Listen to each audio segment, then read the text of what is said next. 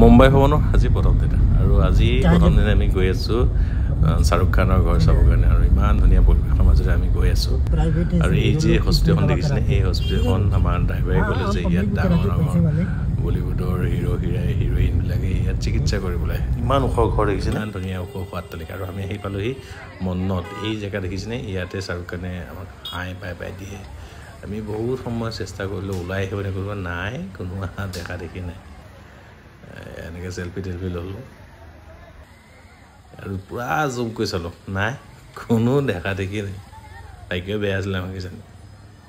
তথাপি 2-1 ফটো উঠিলোঁ